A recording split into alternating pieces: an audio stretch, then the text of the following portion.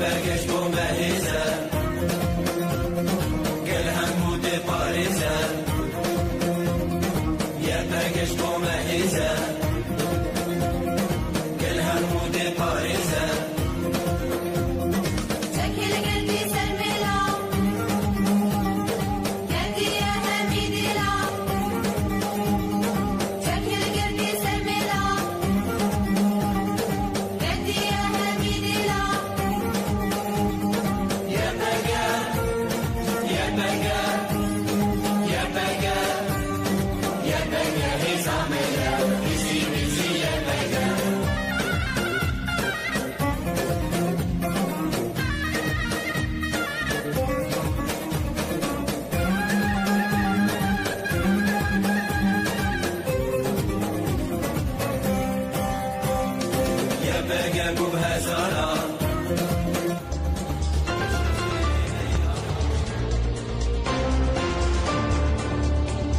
دەنگێ گەل دەنگێ کوردستانیە.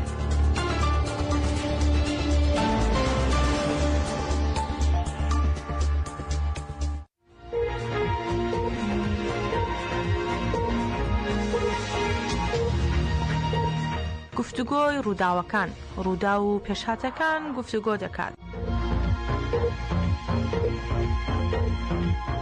گفتوگۆی ڕووداوەکان بەرنامەیەکی سیاسیە هەموو ڕۆژانی چوارشەممە کاتژمێر 11 پێشنیوەڕۆ پێشکەش دەکرێت.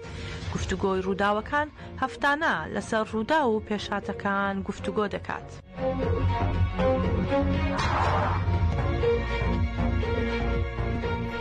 ئەم کاتتان باش بیسەرانی هێژە بە یارمەتی هاوکارانم لە ڕادیۆی دەنجیگەلەوە بەرنامەیەکی نوێی گفتوگۆی ڕووداوەکانتان پێشکەش دەکەین. بیسەرمان بن.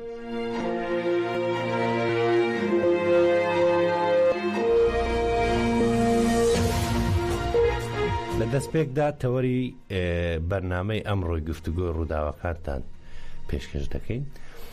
تەوەری یەکەممان پەیامی سەدەی ڕێبەر ئاپۆ کە ئاو بە ئاگری شەڕ لە ڕۆژهەڵاتی ناوەڕاست دەکات و لەم بارەیە و دۆسیەکی تایبەتمان ئامادە کردووە زیاتر تیشک دەکەینە سەر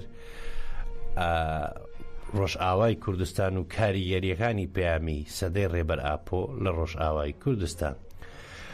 دواتر بەشی دووەمی بەرنامەکەمان زیاتر تایبەت دەبێت بە 37مین ساڵیادی ئەنفال یادی شەهیدان. لە دەستپێکدا کەجەکە 37مین ساڵیادی ئەنفال یادی شەهیدانی بەرز ڕاگرت. دواتر پەیامی نێرگس محەممەدی کە ئاراستەی نەتەوەی گرتوەکانی کردووە بڵاو دەکەینەوە. بەشێکی تری گفتوگۆ ڕووداوەکان کە تەوەری سێمی گفتوگۆکەمان دەبێت ئەویش باسکردنە لە دیداری سلێمانی کە لە دیدارە سیاسیەکان لە عێراق و ناوچەکە لە ساڵی 2013ەوە لەلایەن سەنتەری لێکۆڵینەوەی هەرێمی نێودەوڵەتی لە زانکۆی ئەمریکی لە سلێمانی دەستی پێکردووە. لەم دۆسیەدا کۆمەڵێک داتا و زانیاری تایبەت بەم دیدارە لە دیدارەکانی پێشوو دیداری ئەم کە ئەمڕۆ دەست پێ کردووە ناوەڕۆکەکانی چین میوانەکان چێن بە درێژی گفتوگۆی لەسەر دەکەین. دووبارە هەر لەسەر یادی ئەنفال لە زانکۆی گەرمیان دیداری دووەمی ساڵانەی ئەنفال بەڕێوە چوو و لە کۆتاییشدا دۆسیەکی تایبەت لەسەر تاوانی ئەنفال کە تیایدا باز لەوە دەکەین ئەنفالچیەکان پارێزاوترن تا لە کەسوکاری شەهیدان.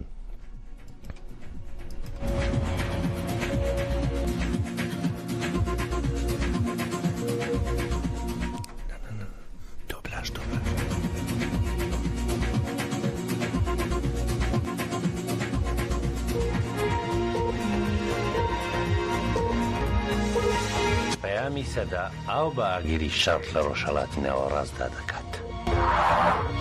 دوای بڵاوبوونەوەی پەیامی سەدەی ڕێبەرئاپۆ بۆ کۆتایی هێنا بە توتنوتیژی و بنیادنانی کۆمەڵگایەک لەسەر بنەمای پێکەوە ژیانی گەلان لە خۆرهەڵاتی ناوەڕاست چارەسەرکردنی دۆزی ڕەوای گەلی کورد و هەنگاوەکان لە ڕۆژ ئاوای کوردستانەوە دەستیان پێکرد. مەزلوم عەبدیش دەڵێ کارمەندان و ستافی ئیدارەی بەنداوی تشرین لە شوێنی خۆیان دەمێننەوە و لە ئەرکەکانیان بەردەوام دەبن. دوای ڕوخانی ڕژێمی بەعەس لە سووریا چاوەکان لەسەر گەلی کورد و ئیدارەی خۆبەڕێوەبەری بوون بەوەی کە چ بڕیارێک دەدات چۆن مامەڵە لەگەڵ حکومەتی کاتیشاندا دەکات. لە کاتێکدا ئیدارەی خۆبەڕێوەبەری هێزەکانی سووریای دیموکرات و یا پەگە و یا پەژە و هەزاران شەهیدیان لە پێناو پاراستن و بەدەستێنانی مافەکانی گەلانی ناوچەکە بەخشیوە بە نوێنەرایەتی هەموو جیهان شەڕی چەتەکانی داعشیان کرد و تێکیان شکاندن. ئێستاش دەیانەوێت لە چوارچێوەی پەیامی سەدەی ڕێبەرئاپۆدا هەنگاو هەڵبێنن و بۆ پێکەوە ژیانی ئاشتیانەی پێک هاتەکانی سووریا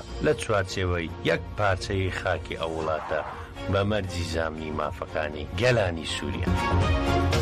دوای بڵاوبوونەوەی پەیامی سەدەی ڕێبەرئاپۆ بۆ کۆتایی هێنا بە توتنوتیژی و بنیادنانی کۆمەڵگایەک لەسەر بنەمای پێکەوە ژیانی گەلان لە خۆرهەڵاتی ناوەڕاست چارەسەرکردنی دۆزی ڕەوای گەلی کورد و هەنگاوەکان لە ڕۆژ ئاوای کوردستانەوە دەستیان پێکرد. مەزلوم عەبدیش دەڵێ کارمەندان و ستافی ئیدارەی بەنداوی تشرین لە شوێنی خۆیان دەمێننەوە و لە ئەرکەکانیان بەردەوام دەبن. دوای ڕوخانی ڕژێمی بەعەس لە سووریا چاوەکان لەسەر گەلی کورد و ئیدارەی خۆبەڕێوەبەری بوون بەوەی کە چ بڕیارێک دەدات چۆن مامەڵە لەگەڵ حکومەتی کاتیشاندا دەکات. لە کاتێکدا ئیدارەی خۆبەڕێوەبەری هێزەکانی سووریای دیموکرات و یا پەگە و یا پەژە و هەزاران شەهیدیان لە پێناو پاراستن و بەدەستێنانی مافەکانی گەلانی ناوچەکە بەخشیوە بە نوێنەرایەتی هەموو جیهان شەڕی چەتەکانی داعشیان کرد و تێکیان شکاندن. ئێستاش دەیانەوێت لە چوارچێوەی پەیامی سەدەی ڕێبەرئاپۆدا هەنگاو هەڵبێنن و بۆ پێکەوە ژیانی ئاشتیانەی پێک هاتەکانی سووریا لە چوارچێوەی یەک پارچەی خاکی ئەو وڵاتە بە مەرجی زامنی مافەکانی گەلانی سووریا. سەبارەت بە پاراستن و ئیدارەدانی ئەو ناوچانەی کە ئامانجی دەوڵەتی داگیرکەری تورک و چەتەکان بوون دوای ڕێکەوتنی قەسەدە و حکومەتی شام گۆڕانکاری باش ئەنجامدراوە و تەواوی هێزە چەکدارەکانی هەردوو لە کشاونەتەوە لەلایەن ئاسایشی خۆزیەی ناوچەکانەوە بەڕێوە دەبرێت و دەپارێزرێت. بەنداوی تشرینیش بنبوونە نزیکەی 4 مانگ بەرخودانی گەل و شەڕبانان لە بەنداوی تشرین کە بەردەوام لەلایەن دەوڵەتی داگیرکەری تورک و چەتەکانیەوە بردووان دەکران بە ئامانجی داگیرکردن. بەڵام دوازار بەرخودانی گەل سەرکەوت و هەر لە چوارچێوەشدا شکۆی سەربازی دەوڵەتی داگیرکەری تورک بە خستنە خوارەوەی فڕۆکەی بێفڕۆکەوە کە لافی پێوە لێدەدا بە هاوکات بە بەکارهێنانی درۆنی بۆم ڕێژکرا و خۆماڵی قەسەدا لەلایەن شەڕەبانانەوە تەواوی پلانەکانی داگیرکەری تورک و چەتەکانیان تێکشکاند و دووەمین هێزی ناتۆ نەیتوانی هەنگاوەیەک پێشڕەوی بکات. لەم بارەیەوە مەزلوم عەبدی فەرماندەی گشتی هێزەکانی سووریای دیموکرات قەسەدە لە چاوپێکەوتنێکدا لەگەڵ پێگەی ئەلمۆنیتۆردا دەڵێت ڕێکەوتنەکە دوو لایەنی هەیە. یەکێکیان پەیوەندە بە بەنداوەکە و بەشی دووەمی ڕێکەوتنەکەش لایەنی سەربازیە بۆ ئیدارەدانی بەنداوی تشرین. لەگەڵ حکومەتی شام ڕێککەوتوین کارمەندان و ستافی ئیدارەی بەنداوەکە لە شوێنی خۆیان دەمێننەوە و لە ئەرکەکانیان بەردەوام دەبن بۆ ئەوەی کارەکانی بەنداوەکە بە سەلامەتی بەڕێوە بچێت. هاوکات مەزلوم عەبدی دەشڵێت ڕێککەوتوین هێزەکانمان لە ڕۆژهەڵاتی بەنداوەکە بکشێنینەوە بۆ ئەوەی ناوچەکە ببێتە بۆشایی لە نێوان هێزەکانی هەسەدە و سوپای نیشتیمانی. سەبارەت بە بەرەوپێشچوونی پەیوەندیەکانی نێوان ئیدارەی خۆبەڕێوەبەری حکومەتی شام و مەزلوم عەبدی دەڵێت هێلە سوورەکانی نێوانمان بریتین لە چڕکردنەوەی دەسەڵاتی ئیداری بە تەنها لە دیمەشق.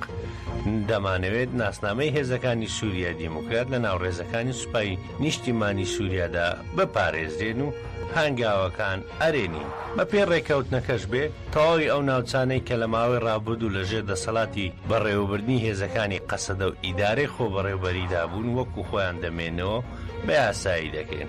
ئاسایشی ناوخۆی باکوور و ڕۆژهەڵاتی سووریا لە چوارچێوەی حکومەتی کاتی شامدا ئەرکی پاراستن و بەرگریکردنی ئەو ناوچانە لە ئەستۆ دەگرن. بە مەشتەواوی پیلان و داگیرکاریەکانی تورکیا و چەتەکانیان تێکشکێنران و پەیامی سەدەی ڕێبەری گەلی کورد عەبدوڵڵا ئۆجەلان ئاوی کرد بە ئاگری شەڕ لە ڕۆژ ئاوای کوردستان و سووریادا. ئاوکات ئەمەش بە یەکەم هەنگاوی سەرکەوتنی کورددا دەندرێت بۆ پاراستنی دەستکەوتەکان و هەنگاونان بۆ ئاشتی و پێکەوە ژیانی گەلانی ناوچەکە لە ژێر ڕێنمایی پەیامەکانی سەدەی ڕێبەر ئاپۆدا.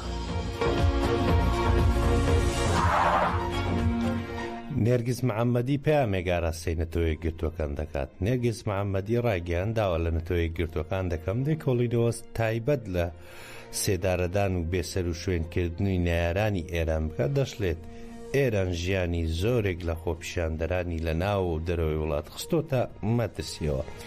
نێرگیز محەممەدی زیندانی سیاسی ئێران و براوەی خەڵاتی نۆبلی ئاشتی سەبارەت بە لە سێدارەدان و کوشتن و بێسەر و شوێنکردی نایارانی ئێران پەیامێکی ئاراستایی نەتەوەی گرتوەکان کرد. لە پەیامەکەیدا نێرگیز محەممەدی ڕاگەیاندووە داوا لە نەتەوەی گرتوەکان دەکەم لێکۆڵینەوەی تایبەت لە سێدارەدان و کوشتن و بێسەر و شوێنکردنی نایارانی ئێران کە لە ماوەی 46 ساڵی ڕابردوودا بکات. ئاماژەی بەوەش کردووە ئێران هەوڵی تیرۆرکردنی ژنە ڕۆژنامەنووس و چالاکمانانی سیاسی ئێرانی بە ناوی مەسیح عەلی نەژات لە ئەمریکا داوە و ئەوەش سەرکوتکاری ئەو وڵاتە دەردەخات. هەروەها لە درێژەی نامەکەی کە بۆ نەتەوەی گرتوەکانی ناردووە دەڵێت لە سەرەتای دامەزراندنیەوە نەک تەنها هەزاران زیندانی سیاسی بە سزای لە سێدارەدانی نامرۆڤانە و دڕندانە و سوکایەتی پێکراوە و لە سێدارەدراوە بەڵکو و ژیانی زۆرێک لە خۆپیشاندەرانی لە ناوە و دەرەوەی وڵات خستۆتە مەترسیەوە. نێرگیز محەممەدی چالاکوانی مافەکانی مرۆڤ براوەی خەڵاتی نۆبلی ئاشتیە تەمەنی 52 ساڵە و لە ماوەی 20 ساڵی ڕابردوودا زیاتر لە 10 ساڵی تەمەنی لە زیندان بەسەر بردووە. لە مانگی تشرینی دووەمی 2021ەوە لە زیندانی ئەوینە و لە مانگی عوزەرانی ساڵی ڕابردووش بە تۆمەتی پڕوپاگەندە دژی دەوڵەت بە ساڵێکی دیکەی زیندانی سزای درایەوە. جێگای ئاماژەیە لە ماوەی ڕابردوودا نێرگیز محەممەدی نەشتەرگەری لابردنی گرەی ئێسک لە بەشی سەرەوەی قاچی بۆ بەستنەوەی ئێسک بۆ نێرگیز محەممەدی ئەنجام درراوە بۆ ماوەی 3 هەفتە بە مەرج ئازاد کرا.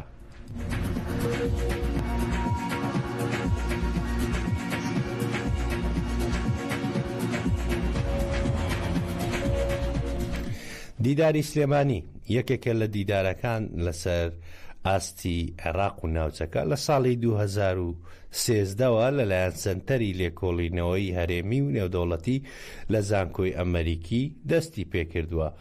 ئەمڕۆژ لە سلێمانی بۆ دیدارەکە دەستی پێکردووە. دیداری سلێمانی سەکۆیەکە بۆ گفتوگۆکردن دیبەی لە نێوان سەرکردەکاندا لە سەرانسەری جیهان تیایدا سیاسیەکان و توێژەران و چالاکوانان و ڕۆژنامەنووسان لە ڕۆژهەڵاتی ناوەڕاست و ئەوروپا و ئەمریکا بەشداری دیادە دەکەن. ئەم ساڵ دەبێتە نوێمین دیداری سلێمانی. هەروەها لە دیدارەکەدا بابەتەکانی ئابووری، ژینگە، مافی مرۆڤ، تەندروستی، وزە و چەندین پرسی دیکە گفتوگۆیان لەسەر دەکرێت.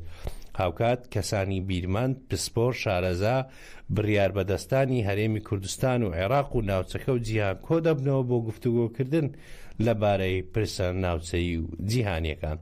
بۆ یەکەم جار لە شاری سلێمانی لە زانکۆی ئەمریکی ئەم کۆڕبەندە ساڵانەیە بە ناوی دیداری سلێمانی دەستی پێکرد. یەکەمین دیدار لە ڕۆژانی 12 و 13 ئازاری 2013ەوە بە ناونیشانی جیۆپۆلۆتیکی ڕۆژهەڵاتی ناوەڕاست بەڕێوەچوو. دووەمین دیدار لە ڕۆژانی 4 و 5 ئازاری 2014 لە سلێمانی بە ناونیشانی ئالانگاریەکانی ڕۆژهەڵاتی ناوەڕاست بەڕێوەچوو. سێمین دیدار لە ساڵی 2015 بەڕێوەچوو.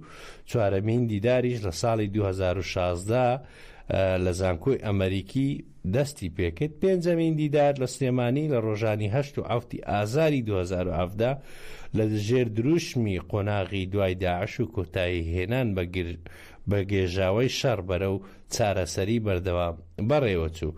دیداری شەشەم لە سلێمانی لە ساڵی 2019 لە ژێرناونیشانی عێراق و وڵاتانی دراوسێ و بەرەو سیستەمێکی نوێی هەرێمایەتی بەڕێوەچوو. دیداری عەوتام لە ڕۆژانی 15 و 16 ئازاری 2023 بە دروشمی پاش 20 ساڵ عێراق و ناوچەکە لە نێو ئالێنگاریە جیهانیەکان بەڕێوەچوو.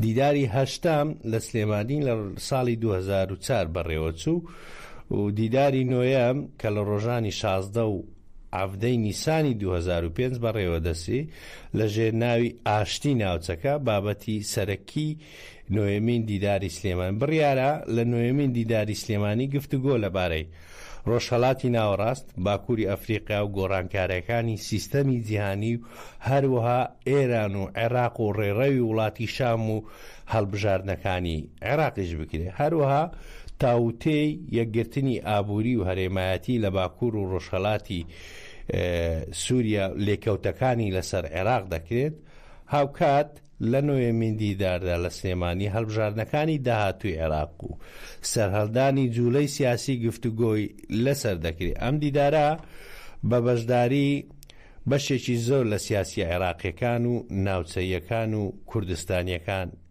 دەستی پێکردووە ئەمڕۆ.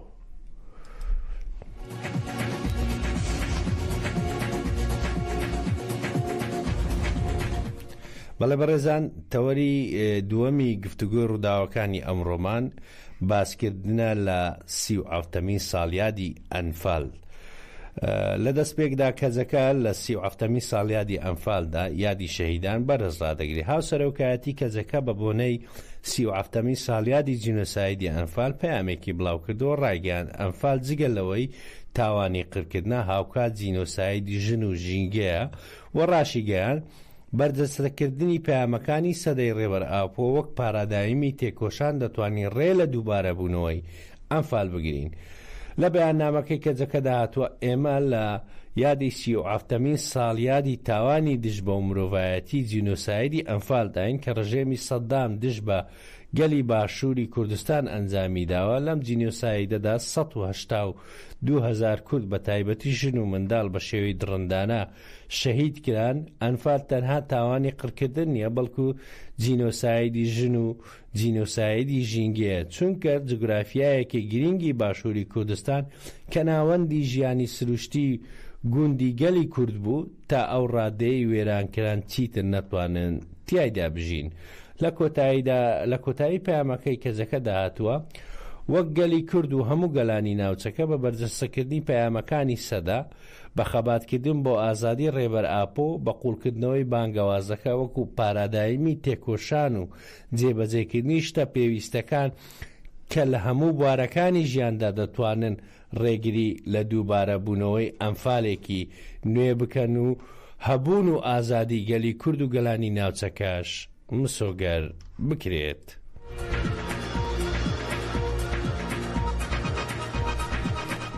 هەر لەسەر ساڵیادی ئەنفالدا لە گەرمیان دووەمین دیداری ساڵانە لە زانکۆی گەرمیان بەڕێوەچوو. سەنتەری جینۆسایدی گەرمیان لە شارۆچکەی کەلار لە یادی 37مین ساڵیادی ئەنفالدا دیدارێکی ئەنجامدا. لە دیدارەکەدا و پێشەنگایەکی وێنەکێشان و بەڵگەفلیمێکیش نمایش کران. دواتر لە پانێڵێکدا باز لە شاڵاوی ئەنفال و لێکەوتەکانی کرا. لە چوارچێوەی چاڵاکیەکانی بۆ 37مین ساڵیادی تاوانی ئەنفال دوێنێ لە زانکۆی گەرمیان لە کەلار ناوەندی ئیدارەی گەرمیان سنتەری جینۆسایدی گەرمیان لە دووەم ڕۆژی دیداری ساڵانەی ئەنفالدا دیدارێکی ئەنجام لە دیدارەکەدا چەندتەوەرێکی لەخۆگرت بوو پاشان پێشەنگایەکی وێنەکێشان و بەڵگەفلیمێکیش نمایش کران و دواتر پانێڵ ئەنجامدا. سەرەتایی لە پانێڵەکەدا بەشداربووان کۆمەڵێک بابەتی جیاجیایان باس کرد. لەم دۆسیەدا گوێ لە قسەی بەشداربوانی پانێڵەکە دەگرین.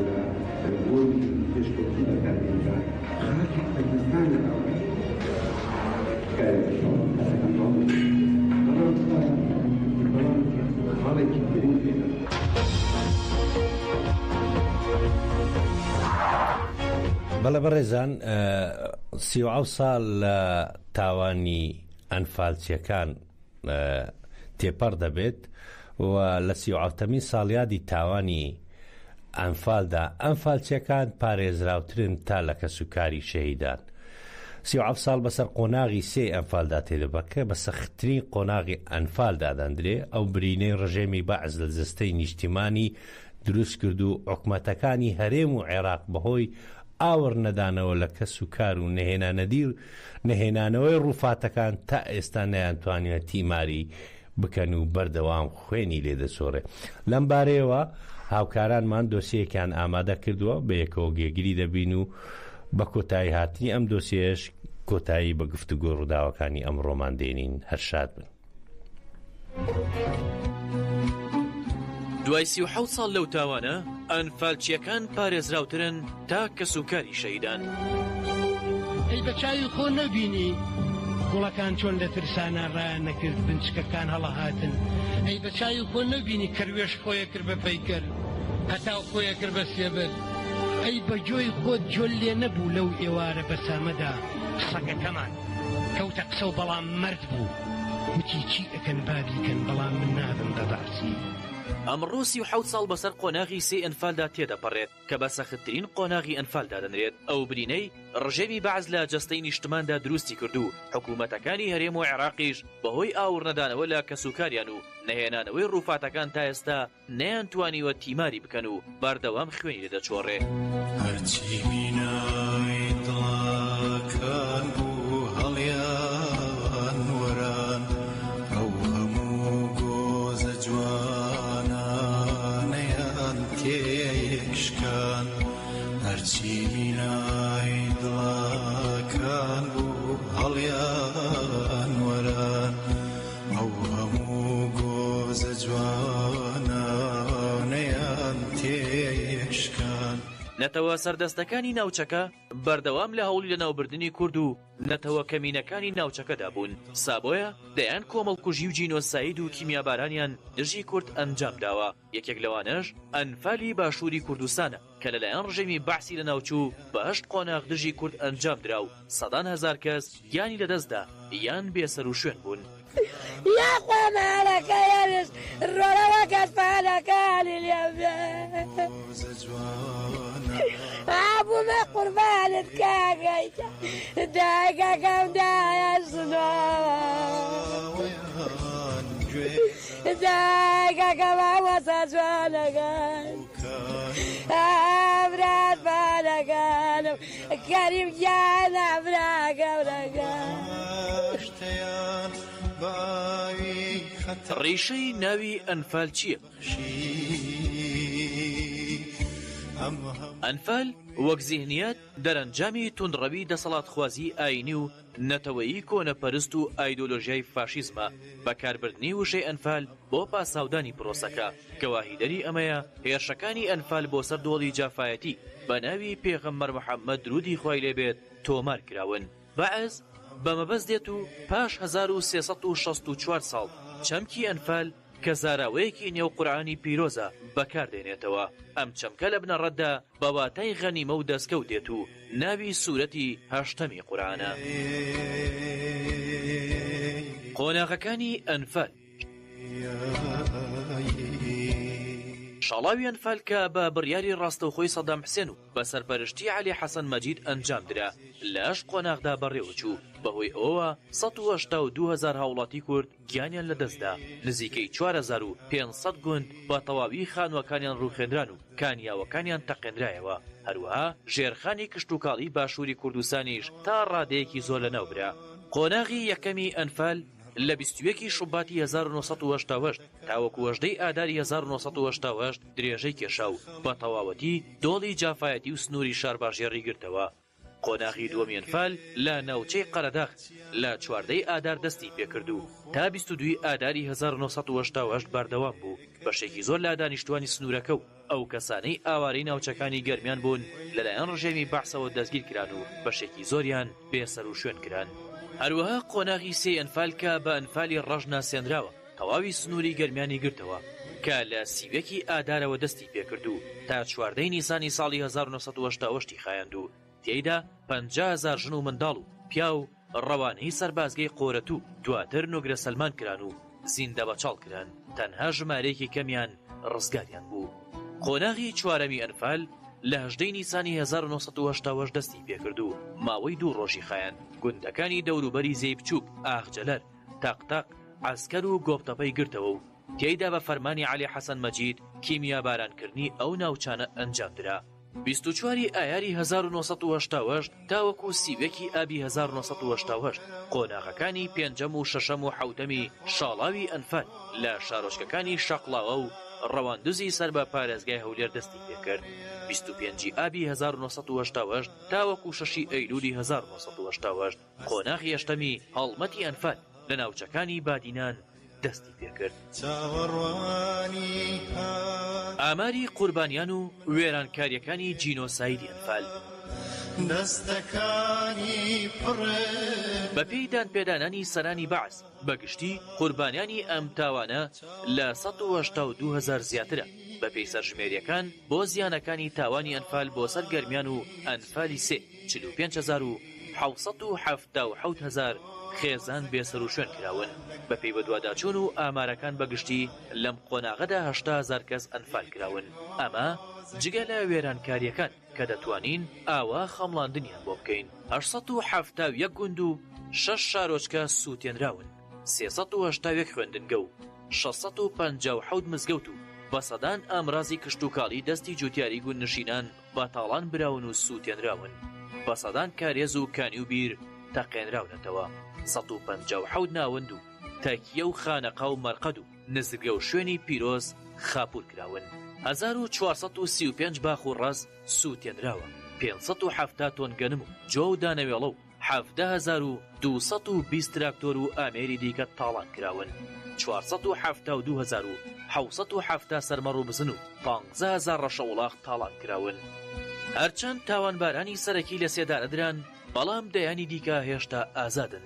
دوای ڕوخانی ڕژێمی بەعس و دەستگیرکردنی سەدام حسێن و دارودەستەکەی سەدام لە 30 کانون یەکەمی 2006 ملی کرا بەپەتەوە و لە سێدارە دراو، بەڵام هێشتا دەیان کەسی دیکە لە جاش و مستەشار و بەرپرسی حیزبی بەعس بە ئازادی دەسوڕێنەوە.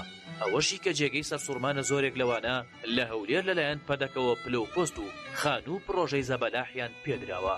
هەرچەندە بڕیاری دەستگیرکردن بۆ نزیکەی 300 کەس کە تاوانباری ئەنفالن لەلایەن دادگای عێراقەوە بۆ دەرچووە، بەڵام تاوەکو ئێستا دەستگیر نەکراون و حکوومەتەکانی عێراق و هەرێم نیازی دەستگیرکردنیانی نییە. ئەمەش بە تەواوی کە سوکاری قوربانیانی ئەنفالی نیگەران کردووە. داواکاریەکانی کە سوکاری ئەنفال ئەمڕۆ کە 37 ساڵ بەسەر و تاوانە دڕندانەیەدا تێدەپەڕێت کە سوکاری ئەنفال کراوان بەگشتی لە بارودۆخێکی سەختدا دەژین و وەڵامی داواکاریەکانیان کە خۆی دەبینێتەوە لە دەستگیرکردنی تاوانباران و دادگاییکردنیان، گەڕانەوەی ڕووفاتی ئەنفال کراوەکان، دامەزراندن و داوای لێبوردن لا کەسوکاری ئەنفال کراوەکان لەلایەن حکوومەتی عێراق تا ئێستا نەدراوەتەوە. وەک ڕێباز غەلیب کەسوکاری ئەنفال دەڵێت، وەک کەسوکاری ئەنفال داواکارین هەموو ئەو شوێنانەی گۆڕی بە کۆمەڵی تێدایە پشکنینیان بۆ بکرێت و بە شێوەیەکی زانستی دەربهێنرێن و بهێنرێنەوە بۆ نیشتمان. ئێمە داوامان کردووە ئەو گۆڕانە بهێنرێنەوە و تێناگەین بۆچی ناهێنرێنەوە. ڕەنگە هەندێک کەس بەرژەوەندی لەوەدا بێت کە ئەو گۆڕانە لەوێ بمێننەوە. بەداخەوە ئێمەوەی لە هەموو کۆڕ و کۆبوونەوە و یاد و مناسبەتەکانە ئێمە داوامان کردووە وەکو پرۆژەش تایساکە وەڵامێکی مقنعیان بۆ ئێمە نەبووە کەوا وە تێش ناگەین بۆ هەوڵ نادرێ بۆ هەوڵەکانیان چڕ ناکەنەوە. دیارە ئێمە وا بیرەکەین ویساکە هەندێک کەس بەرژەوەندی لەوایە کەوا ئەو گۆڕانە لەوێ بمێنن و ئەنا چی بەرژەوەندیەک هەیە چی ڕێگیریەک هەیە تایساکە ئەو گۆڕانەکەەوە کنوپشتینی بۆ نەکرێ یا دەرنەهێنێن. هەروەها ئەکرەم ساڵح کە سوکاری ئەنفال و سەرۆکی کۆمەڵی داکۆکی لە پرسی ئەنفال دەڵێت دەبێت کاری زیاتر بکەین بۆ بە جینۆساید ناساندنی ئەنفال و کیمیابارانی هەڵەبجە لەلایەن حکوومەتی هەرێمەوە. خەمساردیەک هەیە لەولایەنەوە و دەبێت فشاری زیاتر بکەین. ئێمە چاوەڕوانی پێکێنانی حکوومەتی هەرێم و دانیشتنی پارلەمانی کوردستان دەکەین. هەوڵەکانمان یەک دەخەین بۆ بەدیهێنانی مافەکانمان و بە جینۆساید ناساندنی کۆمەڵکوژی کورد. خەمساردیەکەیە و هەوڵەکانیشمان پەیوەستە بە فشارەوە و ئێمە چاوەڕوانی پێکێنانی حکوومەت و دانیشتنی پەرلەمانی کوردستانین ئاوا دەستەوەسان ناوەستین دەچینە پەرلەمان و هەوڵەکانمان یەک خێنەوە و لە هەڵەبجە لە کۆیە لە چەمشەماڵ لە سلێمانی لە هەموو شوێنەکان لە ئەولێر لە بادینان هەتاوەکو گەرمیان هەوڵەکان یەک خێنەوە لە پێناو دروستکردنی فشار و بەدیهێنانی مافە بەدەست نهاتووەکانمان.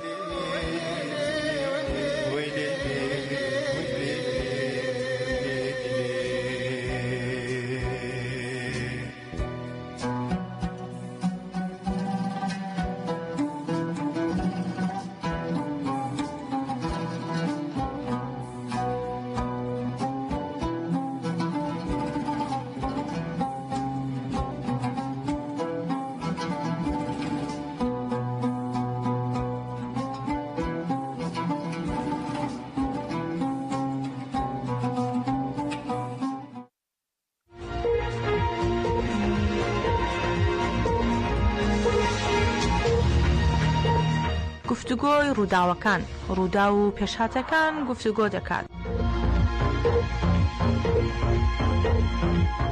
گفتوگۆی ڕووداوەکان بەرنامەیەکی سیاسیە هەموو ڕۆژانی چوارشەممە کاتژمێر 11 پێشنیوەڕۆ پێشکەش دەکرێت. گفتوگۆی ڕووداوەکان هەفتانە لەسەر ڕوودا و پێشهاتەکان گفتوگۆ دەکات.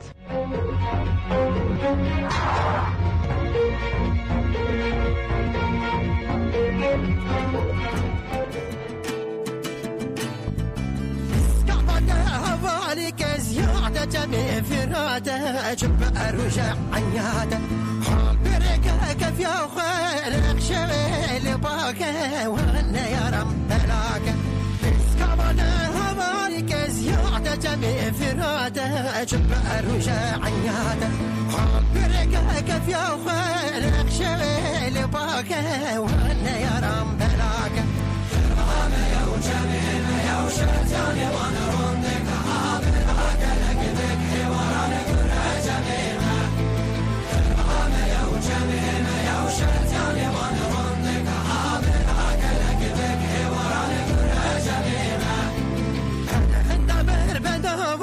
چلنگولو هوالو قاج کرکری کفتارا یا مردانه نفتن گازر دو تاکه وان کلا خام بنافکه بندا و چلنگولو هوالو قاج کرکری کفتارا یا مردانه نفتن گازر دو تاکه وان کلا خام بنافکه یا جمیل یا ویان همو یا ویان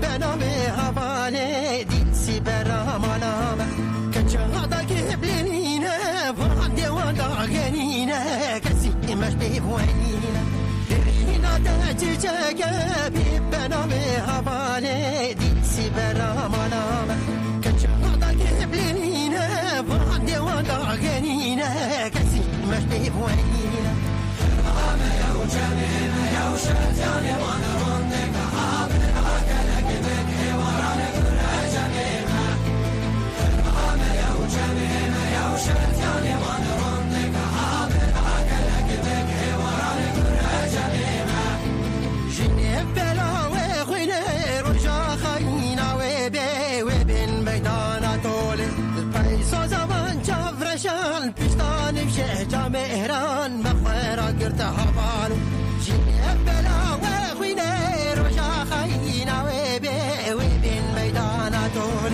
البيسو زمان جفرشان بستان بشهجة مهران مخيرا قرت هبالو رامي يا جميل يا ويان همو يا ويان همو عاون همو انا جوكر انا برجع جميله رامي يا جميل يا ويان همو يا ويان همو عاون همو انا جوكر انا برجع جميله زمان من هو بنزارا باي كل زمان خەڵکی کوردستانم بە کەلتور و جل و بەرگن جیاوازە نیشتیمانم نافی ڕەوای خۆمە منیش سەربەست و ئازاد بژیم بەندکرا ماڵیان ڕوخانم بەڵام من هەر نەبەزیم